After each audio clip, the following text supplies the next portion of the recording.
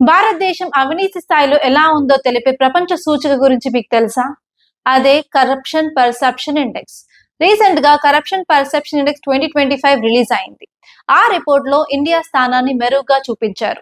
అసలు ఈ డీటెయిల్స్ అన్ని ఈ వీడియోలో తెలుసుకుందాం. ఈ ఇండెక్స్ గురించి బేసిక్స్ చూసినట్లయితే ఈ ఇండెక్స్ ని ప్రతి సంవత్సరం ఒక అంతర్జాతీయ సంస్థ రిలీజ్ చేస్తుంది. అదే ట్రాన్స్పరెన్సీ ఇంటర్నేషనల్.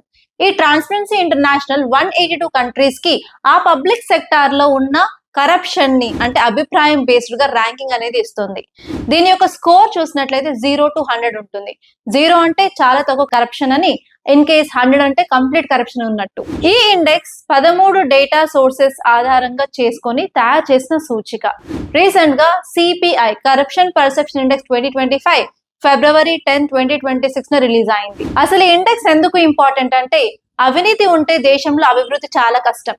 అంతేకాకుండా ప్రజల నమ్మకాన్ని తగ్గిస్తుంది అండ్ ఎకనామిక్ డెవలప్మెంట్ కూడా అవ్వదు. భారతదేశంలో ఈ కరప్షన్ ని తగ్గించడం వల్ల గుడ్ గవర్నెన్స్, ఇన్వెస్ట్మెంట్, సామాజిక న్యాయం, ఎకనామిక్ డెవలప్మెంట్ వైపు మనం ముందడుగు వేయొచ్చు. కరప్షన్ పర్సెప్షన్ ఇండెక్స్ 2025 లో ఇండియా ర్యాంకింగ్ వచ్చేసి 91, ఇండియా స్కోర్ వచ్చేసి 39. అంతకుముందు 2024 ఇండెక్స్ చూసుకున్నట్లయితే ఇండియా ర్యాంక్ 96, ఇండియా స్కోర్ వచ్చేసి 38.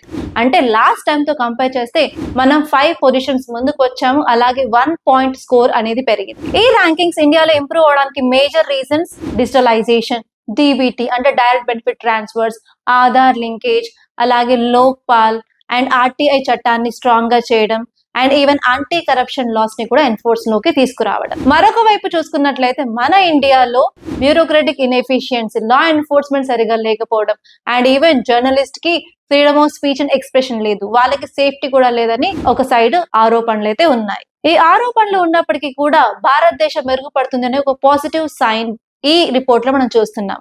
దీనిపైన మీ అభిప్రాయాన్ని కామెంట్ లో చెప్పండి. మీకు కనుక ఈ వీడియో నచ్చినట్లయితే లైక్ చేయండి, అలాగే షేర్ చేయండి అండ్ మన ఛానల్ సబ్స్క్రైబ్ చేసుకోండి. I wish you all the best.